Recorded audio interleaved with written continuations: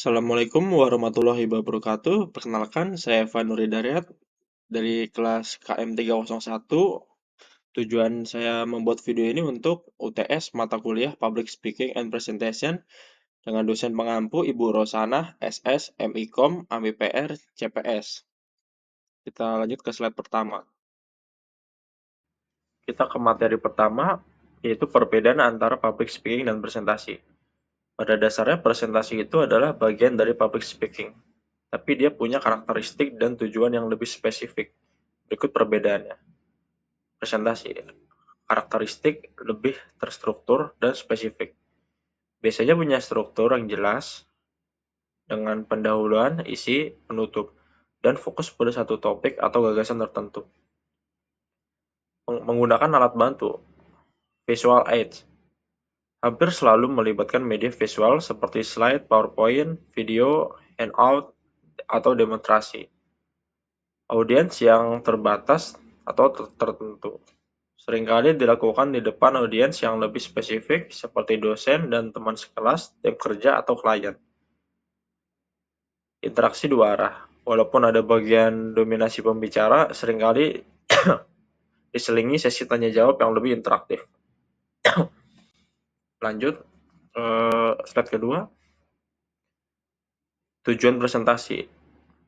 Yang pertama, memaparkan keadaan atau gagasan atau penawaran. Tujuannya lebih ke penyampaian data analisis, proposal, atau hasil penelitian secara terperinci. Kedua, menjelaskan atau menganalisis, membantu audiens memahami topik kompleks atau situasi tertentu dengan bukti pendukung. Contoh, presentasi tugas kelompok di depan kelas. Mahasiswa memaparkan hasil penelitian atau proyek di depan dosen atau teman sekelas. Pitching ide bisnis, menyampaikan proposal produk baru kepada calon investor, laporan tahunan perusahaan. Manajer mempresentasikan data dan strategi perusahaan kepada direksi. Sidang skripsi atau tesis, mahasiswa memaparkan hasil penelitian akademik untuk diuji. Kesimpulan sederhana, presentasi adalah cara formal dan terstruktur untuk memaparkan informasi tertentu dan membutuhkan public speaking sebagai keterampilan dasar untuk menyampaikannya. Tanpa public speaking yang baik, presentasimu bisa jadi membosankan.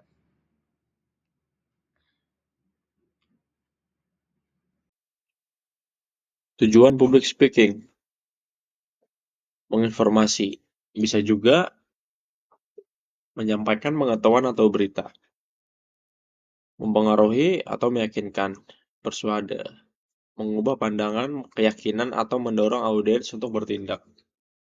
Berikutnya, menghibur atau entertain, membuat audiens merasa senang dan terhibur. 4. Memotivasi atau menginspirasi untuk membakar semangat audiens. Contoh, pidato kenegaraan. Presiden berpidato di depan rakyatnya. Lalu contoh untuk ceramah motivasi, motivator berbicara di seminar besar. Berikutnya stand up comedy. Komika melontarkan lelucon di depan penonton. 4. Khotbah atau ceramah agama. Ustadz atau pendeta menyampaikan ajaran.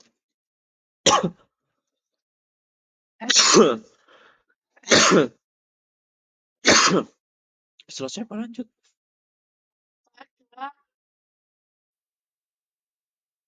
Selanjutnya ada 3 pilar Aristoteles mode persuasi artistik.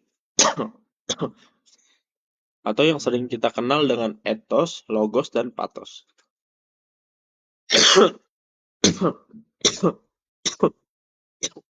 Maaf Bu, saya batuk. Yang pertama itu ethos, karakter atau kredibilitas. Ethos merujuk pada kredibilitas atau karakter dari komunikator itu sendiri. Ini adalah mengapa audiens harus percaya. Ethos terbentuk dari bagaimana audiens memandang otoritas, keahlian, niat baik, dan kejujuran. Kepercayaan diri dan keseriusan. Tunjukkan bahwa Anda menguasai materi, berpakaian rapih sesuai konteks materi apa yang Anda bawakan, dan berbicara dengan bahasa yang terstruktur. Contohnya, seorang mahasiswa teknik lingkungan yang sedang presentasi tentang masalah polusi air memulai dengan mengatakan, Saya telah menghabiskan 2 semester terakhir bekerja di laboratorium menganalisis sampel air dari Sungai Ciliwung dan hasil temuan kami menunjukkan peningkatan kadar logam berat yang signifikan. Penjelasannya, penyebutan pengalaman di laboratorium dan analisis data segera membangun keahlian etos di mata audiens.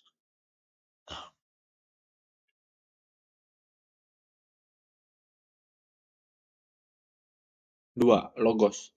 Logika atau bukti. Logos adalah daya tarik terhadap logika dan akal sehat audiens. Ini adalah tentang menggunakan fakta, data, statistik, bukti, dan argumen yang masuk akal. Referensi ilmiah. Gunakan kutipan dari jurnal, buku teks, atau penelitian yang kredibel. Data akurat, tampilkan grafik, diagram, atau statistik yang relevan dan terbaru untuk mendukung poin-poin. Contoh, untuk membuktikan bahwa tren belanja online meningkat, kita bisa melihat data dari BPS yang menunjukkan adanya peningkatan volume transaksi e-commerce sebesar 40% dari tahun 2023 ke 2024. Artinya, rata-rata ada 5 juta transaksi baru setiap bulannya. Penjelasannya, penggunaan dari BPS itu fakta dan presentasi atau angka statistik adalah murni aplikasi Logos.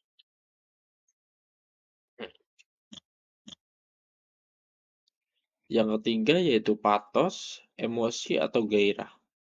Patos merujuk pada daya tarik terhadap emosi audiens. Tujuannya adalah untuk membangkitkan perasaan seperti kegembiraan, kesedihan, amarah, atau harapan, agar audiens tidak hanya mengerti tetapi juga dirasakan. Cerita dan narasi. Gunakan kisah nyata, studi kasus yang menyentuh atau relevan dengan kehidupan audiens. Gunakan bahasa yang kuat. Gunakan pilihan kata dan intonasi suara yang membangkitkan perasaan tertentu. Contoh, saat membahas dampak bencana alam, seorang mahasiswa berkata, "Bayangkan jika itu adalah rumah Anda. Setiap kenangan, setiap barang berharga hilang dalam sekejap. Ini bukan sekedar angka kerugian, tapi kehancuran harapan dan masa depan ratusan keluarga."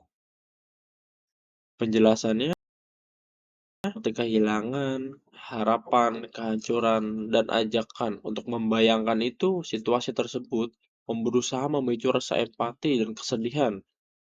Itulah patos audiens.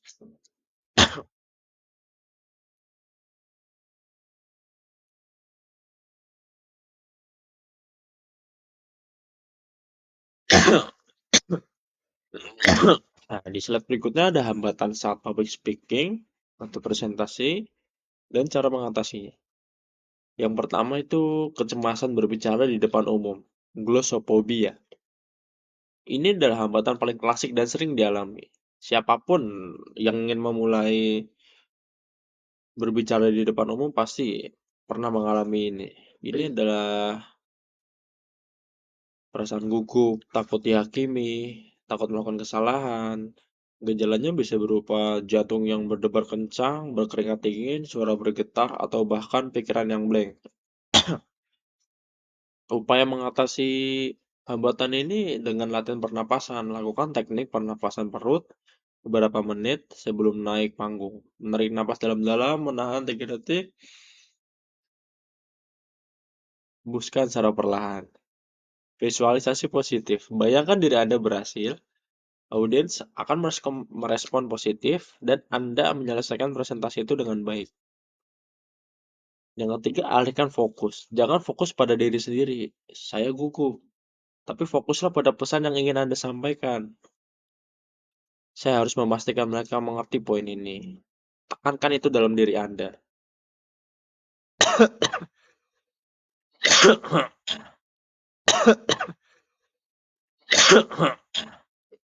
Yang kedua, kurangnya penguasaan materi. Kebanyakan dari mahasiswa sebelum ingin melakukan presentasi atau apapun itu, rata-rata mereka hanya membaca, tidak peduli, tidak paham akan materi apa yang akan dibawakan. Meskipun terlihat sudah hafal, bisa jadi penguasaan substansinya belum mendalam. Penjelasan. Pembicara hanya menghafal slide tanpa memahami konsep dasar. Ketika ada pertanyaan tak terduga atau perlu improvisasi, mereka langsung panik dan kebingungan. Ini banyak yang terjadi di lingkungan perkuliahan kita. Di mahasiswa Indonesia banyak yang seperti ini, yang pengennya cepat kelar, cepat jadi. Upaya mengatasi prinsip 80/20. Pahami 20% inti materi yang paling penting dan berpotensi ditanyakan. Lalu kuasai 80% detail pendukungnya. Buat peta konsep. Jangan hanya mengandalkan slide, buat peta konsep atau outline pribadi di kepala atau catatan kecil untuk menghubungkan ide-ide utama. Prediksi pertanyaan. Coba pikirkan minimal 5 pertanyaan sulit yang mungkin diajukan audiens atau dosen menguji.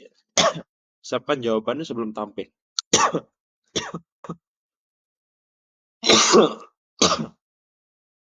Yang ketiga, masalah teknis dan logistik. Gangguan yang datang dari luar kendali pembicara. Penjelasan, proyektor yang tiba-tiba mati, slide tidak bisa dibuka, mikrofon berbunyi dengung, atau gangguan suara dari luar ruangan. Untuk mengatasi ini, cek alat dari jauh hari. Datang 15 atau 30 menit lebih awal untuk memeriksa koneksi laptop, speaker, remote, clicker, dan pencahayaan.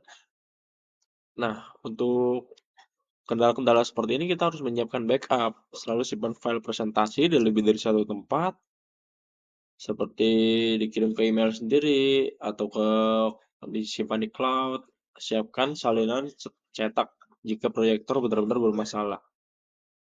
Bersikap fleksibel. Jika ada masalah teknis, jangan panik. Katakan kepada audiens dengan tenang dan coba improvisasi. Misalnya dengan berbicara sejenak tanpa slide sambil menunggu masalah diperbaiki. Yang keempat, komunikasi nonverbal yang kurang efektif. Bahasa tubuh seringkali lebih jujur daripada kata-kata.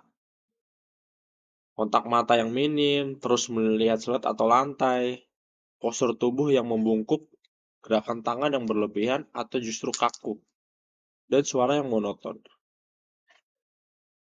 Untuk mengatasinya, jelajahi ruangan, latih diri untuk menyebar pandangan ke seluruh audiens. Pilih 3-5 titik, fokus di ruangan, dan ganti pandangan Anda secara berkala. Gunakan gestur yang bertujuan. Gunakan tangan untuk menekankan poin penting, bukan sekadar menghilangkan rasa gugup. Latih gestur yang terbuka dan meyakinkan. Ubah variasi nada suara, mainkan intonasi, volume, dan kecepatan bicara Anda. Beri jeda sejenak sebelum dan sesudah poin penting untuk memberi efek dramatis. Berikutnya argumentasi. Seorang public speaker harus membuat audiensnya tertawa. Ini tidak tepat. Tujuan utama adalah menyampaikan pesan secara efektif, memberikan informasi atau memotivasi, dan humor adalah alat, bukan kewajiban dan harus sesuai topik serta audiens. Yang kedua, seorang introvert tidak bisa public speaking. Ini salah, ini tidak tepat. Public speaking adalah keterampilan, bukan ciri kepribadian. Introvert sering unggul karena kepersiapan yang mendalam dan fokus pada substansi pesan. C. Public speaking itu bakat dan bawaan dari lahir. Ini juga tidak tepat. Ini adalah keterampilan yang dipelajari dan diasah. Meskipun beberapa orang memiliki keunggulan alami, keahlian sejati berasal dari latihan, persiapan, dan pengalaman. Karena jika tidak punya pengalaman, walaupun dia punya keahlian, akan tetap kalah dengan yang punya pengalaman. D. Hanya ekstrovert yang bisa ahli dalam public speaking.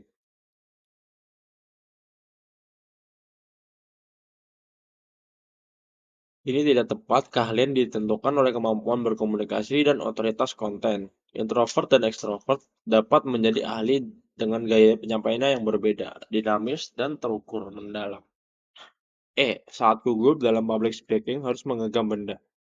Tidak tepat, justru ini berisiko. Menggenggam benda adalah respon kegugupan yang dapat membuat Anda terlihat tegang atau mengalihkan perhatian audiens melalui fidgeting. Lebih baik fokus pada pernapasan dan menggunakan energi secara disengaja, misalnya gerakan tangan untuk menekankan poin. Kita ke slide berikutnya.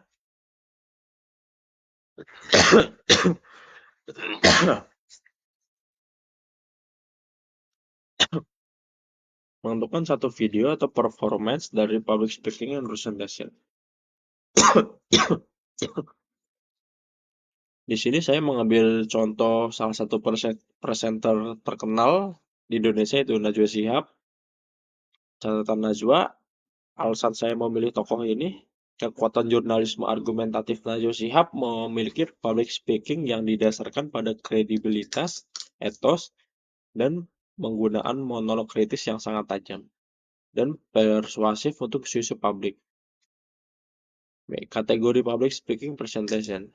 Kategori yang digunakan catatan Najwa formal dominan.